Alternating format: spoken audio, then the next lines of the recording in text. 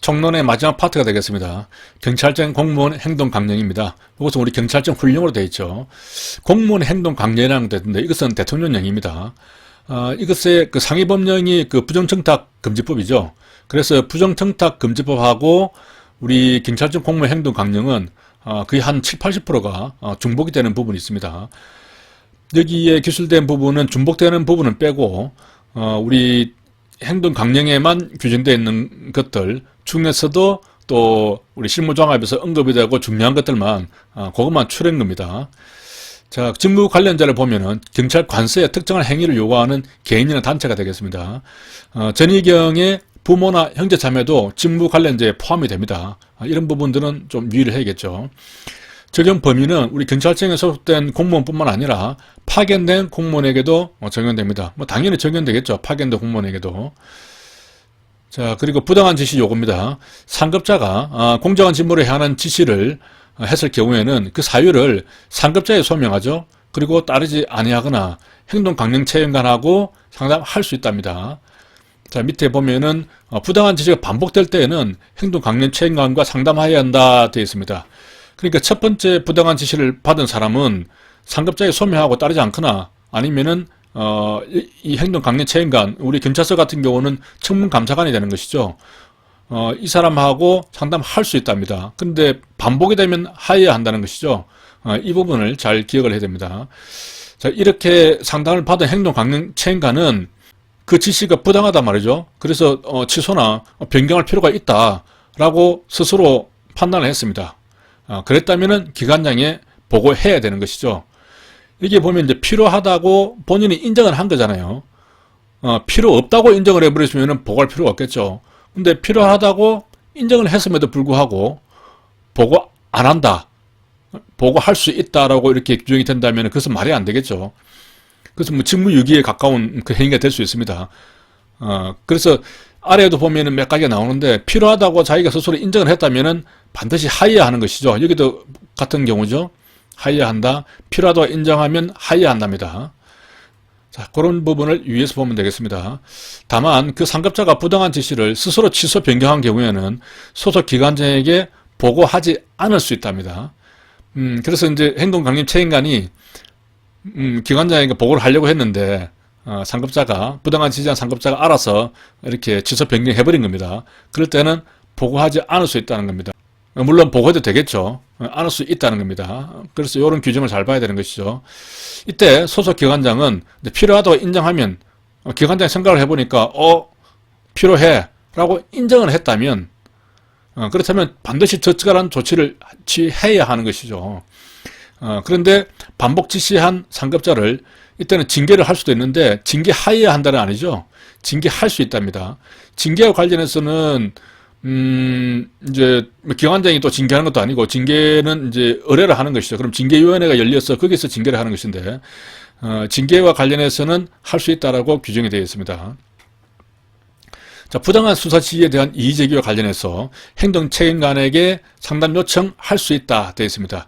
자, 부당한 수사 지시에 대한 이의 제기는 다 상담 요청할 수 있다고 되어 있습니다. 이 관련되는 규정이 아래에 정리되어 있죠. 경찰법에도 있고 범죄수사규칙에도 있고 행동강령에도 있습니다. 이렇게 세 가지가 있습니다. 이 경찰법에 있는 이 규정 가지고 이것은 뭐 경지법에 있다 혹은 경찰공무원법에 있다 이렇게 해서 틀린 지문으로 많이 나옵니다.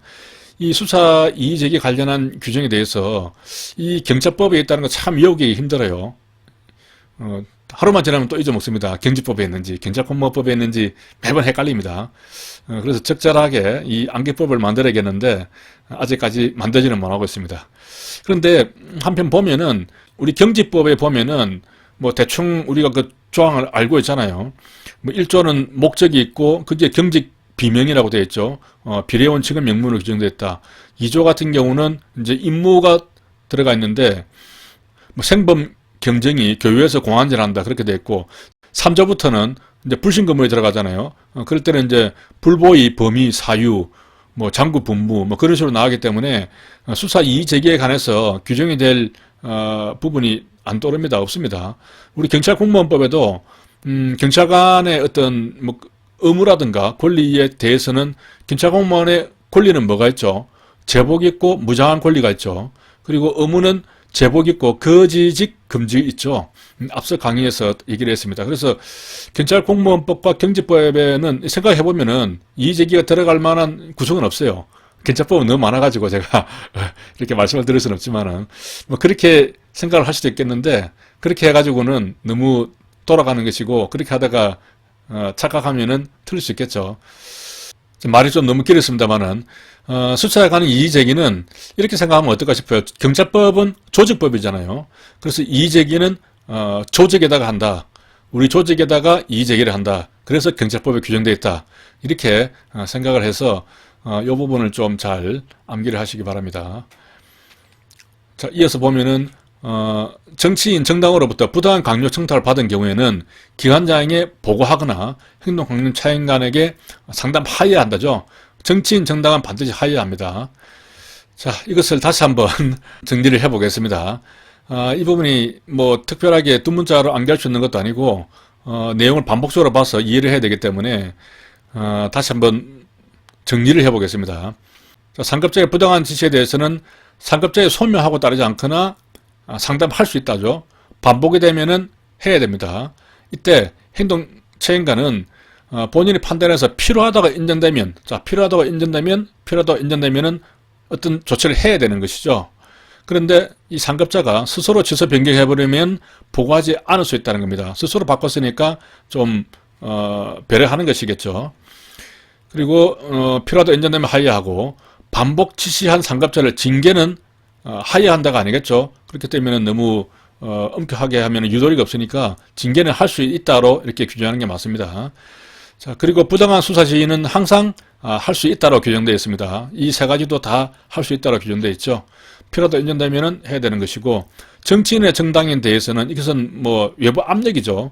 중요한 부분이기 때문에 반드시 상담을 해야 되는 그런 내용이 되겠습니다. 자, 사적 이해관계 신고입니다. 이 경우는 내가 어떤 사적인 이해관계가 있는 겁니다. 그런 상태에서 그 사람과 직무 관련이 되는 것이죠. 그러니까 관계가 먼저 있고 그 다음에 직무로 가는 겁니다. 자, 이 뒤에 보면은 16조에 보면은 직무 관련자와 거래하는 부분이 있는데 이것은 직무가 먼저 되는 것이죠.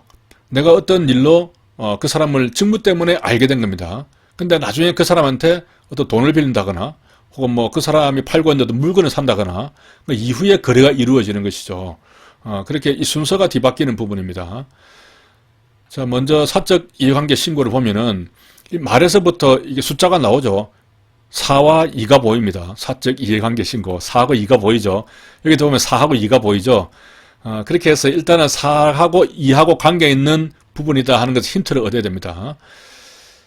자, 보면은 단순 민원 업무는 신고를 할 필요가 없습니다. 친족은 여기서는 사촌까지입니다. 다른 경우에는 모두가 민법상 친족인 경우를 말하고 민법상 친족은 8촌을 말하죠. 여기서만 사적 이해관계는 살아서 사촌까지만 이렇게 하는 겁니다. 답을 다 알려주는 겁니다. 자, 그리고 이제 2년 이내에 재직했던 법인 단체입니다. 내가 뭐 어떤 경찰에 들어오기 전에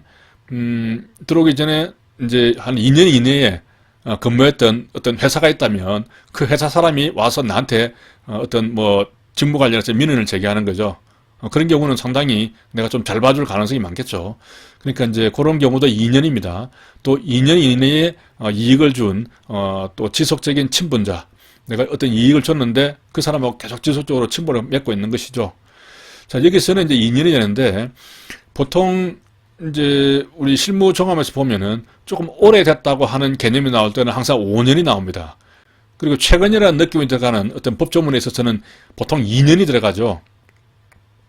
그러니까 2년은 최근이고 5년은 오래됐다. 이렇게 생각을 하면 되겠습니다. 그래서 여기도 2년이 나오죠. 자, 학연, 지연, 종교, 동기 등 지속적인 친분자, 그리고 특수관계 사업자가 있습니다. 특수관계 사업자는 이런 사람들인데 이것은 이제 숫자도 다 알아야 됩니다. 이것이 아주 복잡한데 특수관계는 533한 관계다 이렇게 암기를 하도록 합니다. 원래 이제 좀 특별한 관계는 좀 533한 관계일 수 있잖아요. 특히 남녀 간에 있어서. 그래서 533한 관계다 이렇게 생각을 하고 그러면 533을 암기할 수 있겠죠.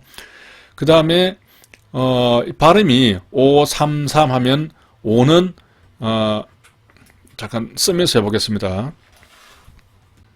자, 533한 관계는 특수한 관계죠.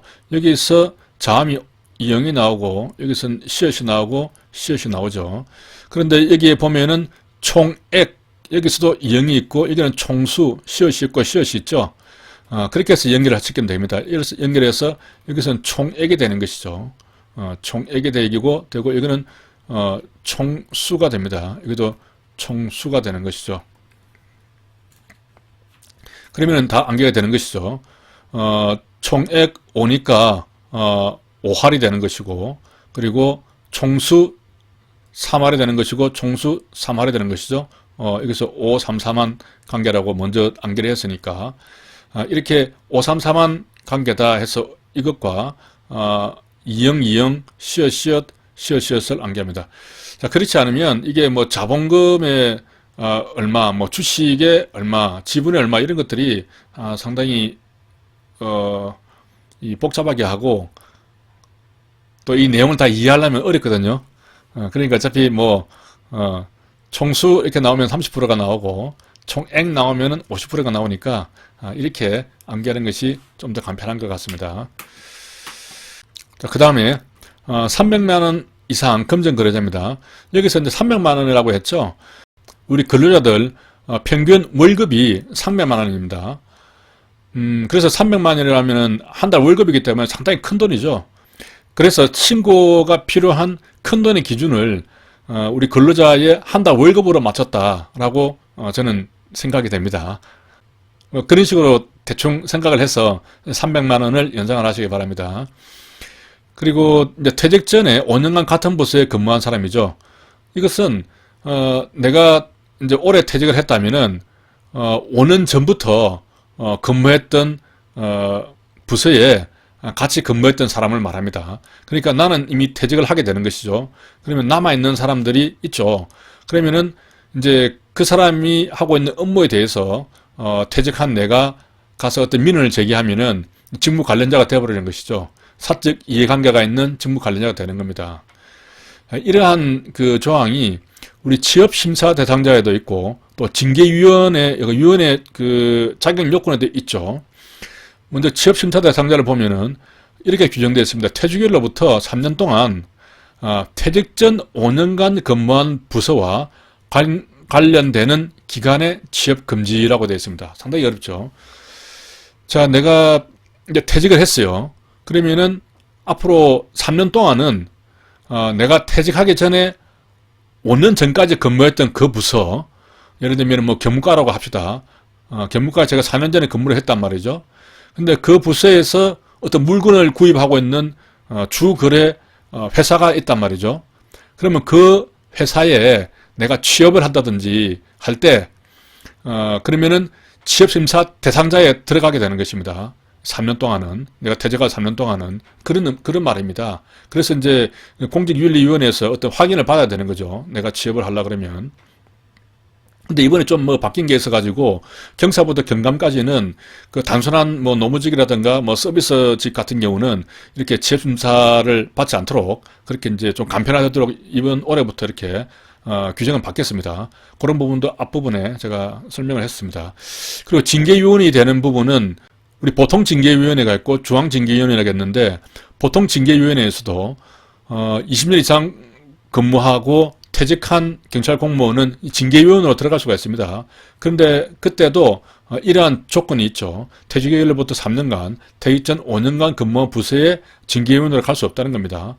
마찬가지로 중앙징계위원회에서도 위원은 총경이 갈 수가 있는데 퇴직한 총경이 갈 수 있는데 그 경우도 이러한 조건을 만족해야 되는 겁니다. 그래서 일반적으로 이제 퇴직자가 제한을 받는 경우는 퇴직하기 한 5년 전에 같이 근무했던 그 부서의 사람들은 대체로 이런 제한을 받는 것이죠.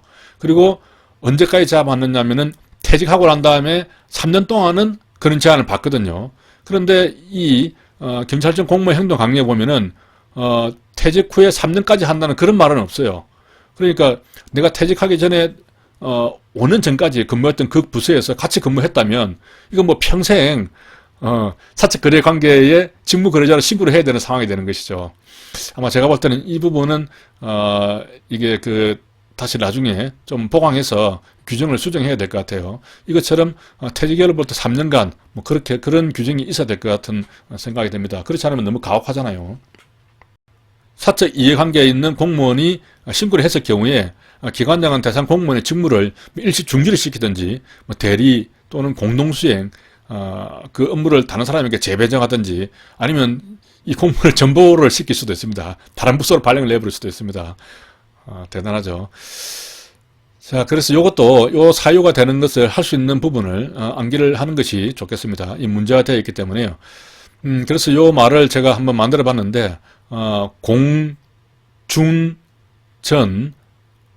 제대, 공중전 제대, 발음이 좀 어렵네요. 공중전 제대로 이렇게 암기를 해봅니다. 자, 우리가 업무를 하면서 뭐 산전수전, 공중전까지 다 겪었다 그러죠.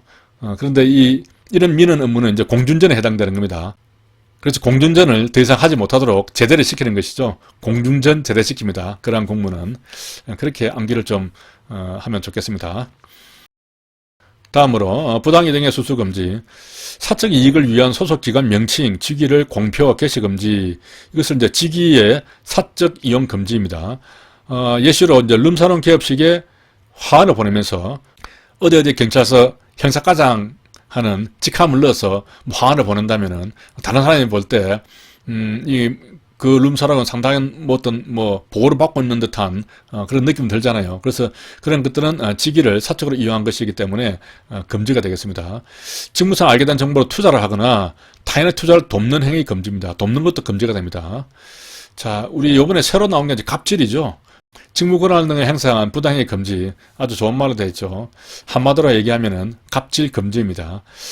이 부분이 새로 들어왔기 때문에 이 부분에서도 시험이 나올 확률이 상당히 높죠. 인가나 허가 담당자가 신청인에게 불이익을 주거나 제3자에게 이익 또는 불이익을 주기 위하여 부당하게 그 신청의 접수를 지연하거나 거부하는 경우입니다.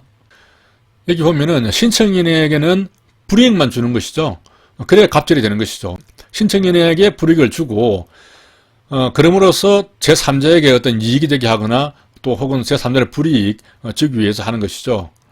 그렇게 봐야 됩니다. 여기에 신청인에게 이익 또는 불이익을 주거나 이렇게 해버리면은 틀린 지문이 되겠습니다. 그것은 갑질이 아니죠. 신청인에게 이익을 주는데 그건 갑질이 아니죠. 이익을 주는 것은 이권계획 금지에 해당되는 부분입니다. 그런 부분을 헷갈리지 않도록 봐야 됩니다.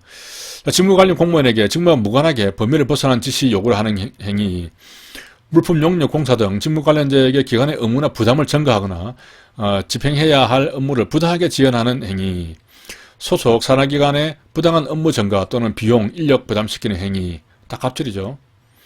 그 밖에 직무 관련자, 직무 관련 공무원, 소속기관 또는 산하기관의 권리 권한을 부당하게 제한하거나 의무가 없는 일을 부당하게 요구하는 행위, 갑질입니다. 그리고 이제 두 번째로 감독기관의 피감기관에 대한 부당한 요구 금지가 있습니다. 법령에 근거가 없거나 예산의 목적 용도에 부합하지 않는 금품 등의 제공을 요구한다. 금품 등의 제공을 요구하면은 갑질이죠. 그리고 이제 감독기관 소속 공무원에 대하여, 그러니까 감독 나왔습니다. 그래서 감독 나온 사람에 대해서 정상적인 관행을 벗어난 예우나 의전을 해달라라고 요구를 한다면은 그것은 갑질이라는 것이죠. 그런데 정상적인 관행의 범위에 들어가는 부분이라면은 갑질이 아니라는 겁니다. 그래서 지문에 그 어떤 관행 여부를 불문하고 이러한 예우나 의전을 요구한다 이렇게 하면 틀린 것이 되는 것이죠. 정상적인 관행은 괜찮은 겁니다. 그리고 부당한 요구를 받은 피감기관은 그 이행을 거부해야 한답니다. 할 수 있다가 아니라 반드시 거부해야 되는 것이죠. 거부했음에도 불구하고 같은 요구를 다시 받은 때는 어떻게 하느냐. 아까 위에서 봤을 때 그 부당한 그 상관의 부당한 지시하고 좀 비슷하죠. 그 절차가. 이 경우에는 이제 피감기관의 행동 강령 책임관에게 알려야 한답니다. 이때는 의무적이죠. 그런데 이제 감독기관이 아니고 피감기관이니까 내가 소속한 우리 기관의 행동 강령 책임자에게 알려야 되는 것이죠. 그렇게 알릴 때는 서면으로 어떤 양식이 있습니다. 서면으로 통보하게 되어 있습니다. 그 이후의 조치를 보면은 이것을 받은 행정강령 책임자는 피감기관의 장에게 보고하고 피감기관의 장은 감독기관의 장에게 보고를 합니다. 통보합니다. 그래서 감독기관의 장이 소속 공무원의 징계 등 필요 조치를 하게 되는 것이죠. 자, 직무 관련자와 거래를 보면은 자, 이것은 먼저 직무가 관련되는 겁니다. 이후에 그 사람하고 어떤 동거래를 한다든지 물건을 산다든지 그러한 거래를 하는 경우를 말하는 것이죠. 주체는 이제 공무원 자신 내거나 혹은 내 배우자 혹은 나의 직계 좀비 속이 이때는 생계를 같이 하는 좀비 속입니다. 생계를 같이 하지 않으면 해당 사항이 없습니다. 또 특수관계 사업자 533 관계가 되겠죠. 그러한 사업자가 직무 관련자이거나 상대방입니다. 상대방은 직무 관련자이거나 2년 이내에, 그러니까 최근이라는 뜻이죠. 2년 이내에 직무 관련자였던 사람입니다. 그런 사람한테서 어떤 돈을 빌린다든지 혹은 뭐 자동차를 산다든지 이렇게 되면은 이제 거래를 하는 것이기 때문에 신고를 해야 된다는 것이죠. 그런데 예외가 되는 것이 상대방이 민법상 친조인 경우는 져야 됩니다. 그리고 신고해야 될 범위에 무상도 포함됩니다. 자, 여기서 무상이 포함된다는 얘기겠죠. 그러니까 직무와 관련해서 알게 된 사람입니다. 그리고 그 사람하고 이제 좀 친하게 지내는 거죠. 근데 나중에 그 사람이 나 차 쓰다가 이번에 차 하나 새로 뽑았어. 쓰던 거 중고차 당신 가져갈래? 이렇게 해서 무상으로 주는 겁니다. 무상으로 주는 것도 신고를 해야 되는 것이죠, 당연히. 그런데 우리 청탁금지법에서 보면은 증여는 제외한다는 그런 부분이 있었습니다. 그 경우는 그 금품수수의 예외에 있어서 사적 거래가 있었을 경우에 사적 거래로 인한 채무이행의 경우에는 금품수수의 예외 사항에 들어갔었죠. 하지만은 증여는 제외한다고 했으니까 증여는 신고를 해야 된다는 그런 의미가 됩니다. 자, 이 경우도 무상도 신고를 해야 된다는 것이죠. 그래서 암기를 할 때는 기본적으로 그냥 증여는 제외하고 무상은 포함한다. 이렇게 기본적으로 암기를 하는 것이 좋습니다. 그래서 무상은 포함하니까 포상이 되죠. 그리고 정리는 제외한다. 지읒이 됩니다. 그렇게 앞선 강의에서 정리를 한 적이 있습니다. 자, 직무 관련자에게 협찬을 요구하거나 뭐 골프를 같이 친다거나 혹은 뭐 사적 여행을 간다거나 사행성 오래 간다든지 이런 것은 금지가 되겠습니다. 자, 경조사 통지가 있습니다. 직무 관련자나 직무 관련 공무원에게 경조사를 통지하면 안 됩니다. 뭐 아무에게나 통지하면 안 된다는 것이 아니라 직무 관련한 사람에게만 통지하면 안 된다는 것이죠. 하지만은 예외적으로 할 수 있는 경우가 그 사람이 또 친족이에요. 혹은 지금 현재 같이 근무하고 있거나 또 과거에 같은 부서에서 근무를 했다면은 그런 사람에게는 통지를 해야 된다는 것이죠. 혹은 뭐 공개적으로 신문이나 방송 내부 통신망을 통해서 알리는 것은 괜찮다는 것이고 그 외에 사적으로 어떤 뭐 같은 교회라든가 뭐 사찰이라든가 그런 종교단체 혹은 뭐 친목회, 뭐 동호회, 뭐 탁구 동호회 같은 그런 경우, 그런 경우에 있다면은 뭐 알려도 된다는 것이죠. 자, 여기까지 경찰청 공무원 행동 강령에 대해서 알아봤습니다. 이제 총론은 마치고 다음 강의부터는 강론을 하도록 하겠습니다.